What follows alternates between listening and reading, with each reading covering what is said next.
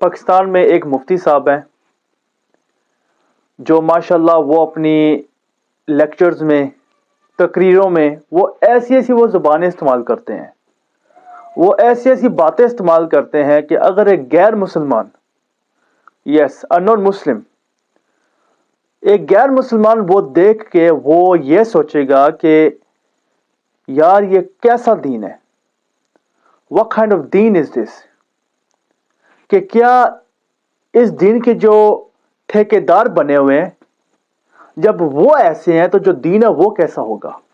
وہ یہ سوچیں گے کہ جو دین ہے، جو دین کے جو ٹھیکیدار ہیں، اگر وہ ایسے ہیں تو پھر ان کا جو دین ہے یہ کیسا ہوگا۔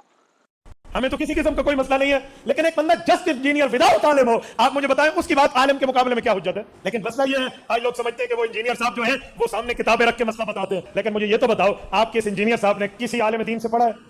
کسی عالم دین سے اولا، ثانیہ، ثالثہ، رابعہ، خمسہ، سادسہ، سابعہ، ثامنہ، کہتے جی مولویوں سے کیوں پڑھے؟ یہ بتاؤ انجینئرنگ سیکھنے کے لیے کسی انجینئر کے پاس گیا تھا؟ خاموش ہے بھائی، انجینئرنگ سیکھنے کے لیے آپ کو انجینئرنگ کالج میں داخلہ لینا پڑتا ہے، تو علم دین پڑھنے کے لیے علماء کے پاس آنے میں کون سا صاحب سونگ گیا ہے؟ یہاں علماء کے پاس آپ کیوں نہیں آتے؟ ادھر علماء کرام کے پاس آنے کا مسئلہ آپ کا کیا ہے؟ میں حیران ہو جاتا ہوں یہاں پڑھنے۔ مطلب انہوں نے تو عوام کو یہ بات بتائی ہوئی ہے کہ آپ کو قرآن پڑھنے کا حق نہیں ہے، آپ پڑھے لکھے ہوئے نہیں ہیں، آپ حدیث نہیں پڑھ سکتے کیونکہ آپ پڑھے لکھے ہوئے نہیں ہیں، ٹھیک ہے، آپ کو پتہ نہیں کتنی ڈگریوں کی ضرورت ہے تب آپ جا کے آپ قرآن کو آپ پڑھ سکتے ہیں، ٹھیک ہے، اس سے پہلے آپ نہ قرآن پڑھ سکتے ہیں، نہ سکھا سکتے ہیں، نہ آپ ایسی کوئی بات آپ کر سکتے ہیں۔ بالکل کسی مترجم کی تلاوت آپ نے نہیں کی، یہ بات یاد رکھیں۔ عام بندہ جب قرآن کا ترجمہ اٹھا کے اس میں غور و خوض شروع کرے گا یہ گمراہی کا دروازہ کھلے گا۔ میری جان من، قرآن کریم اتنا لاوارث نہیں ہے کہ آپ اس کو بغیر قرآن کے ماہر کو پڑھنا شروع کر دیں۔ ڈاکٹری میڈیکل کی کتاب آپ بغیر ماہر کے نہیں پڑھتے، قرآن کریم بغیر ماہر کے آپ کیوں پڑھیں گے؟ ترجمے آپ کے لیے نہیں ہے، یہ طالب علم کے لیے، یہ انڈر کنسٹرکشن عالم کے لیے، جو ابھی زیر تعمیر ہے تو اس کی مدد کے لیے آپ کو چاہیے آپ نے ترجمہ پڑھنا تو کسی عالم دین کی زیر نگرانی پڑھیں۔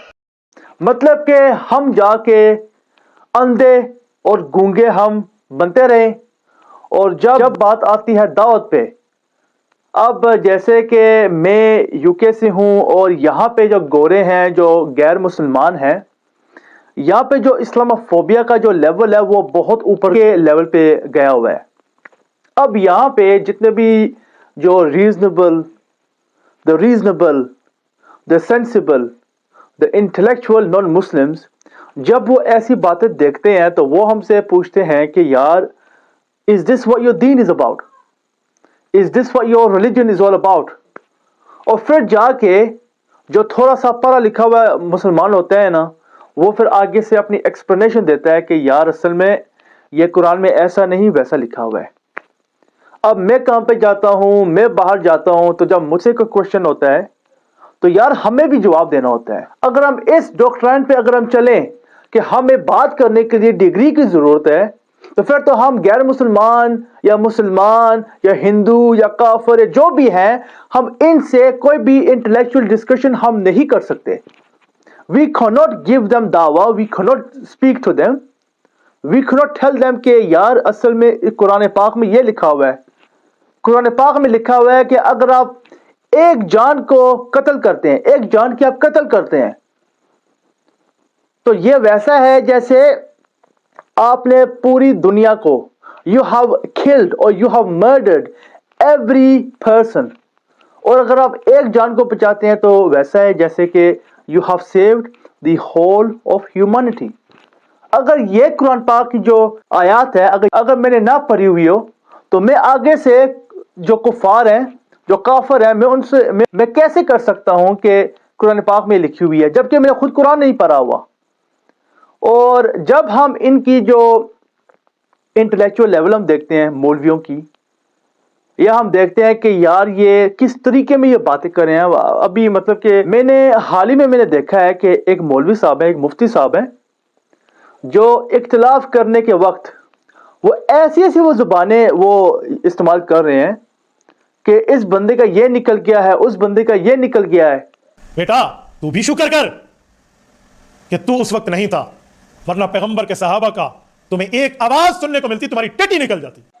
which is absolutely humiliating It's an humiliation for the Muslims.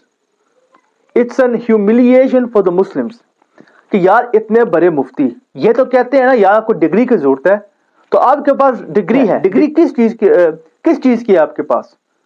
گالیاں نکالنے کی، برا بلا کر کہنے کی، کسی کو مطلب کہ کیمرے پہ آ کے آپ کہہ رہے ہیں تمہاری یہ نکل جاتی اور تمہاری وہ نکل جاتی. It's very bad, very bad.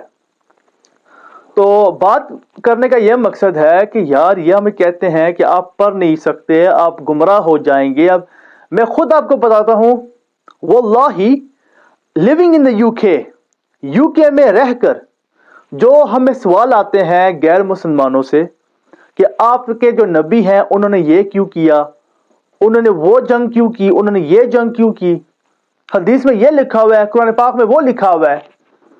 تو جب تک ہم خود جا کے قرآن پاک کو پڑھتے نہیں ہیں، حدیث کو پڑھتے نہیں ہیں نا، اس ٹائم تک ہم ان کو جواب نہیں دے سکتے. اور الحمدللہ ہمارے میں پھر بھی اتنا وہ انٹلیکچوئل لیول ہے کہ ہم جا کے ہم ان لوگوں کو ہم جواب تو دے سکتے ہیں کہ یار دیکھیں دس از what Islam tells us. This is what Islam tells us. اسلام ہمیں کہتا ہے کہ آپ کسی کا قتل نہ کریں، کسی کا حق نہ ماریں. Do not do any of these. تو یہ کہہ رہے ہیں کہ آپ قرآن کو نہ پڑھنا، آپ حدیث کو نہ پڑھنا.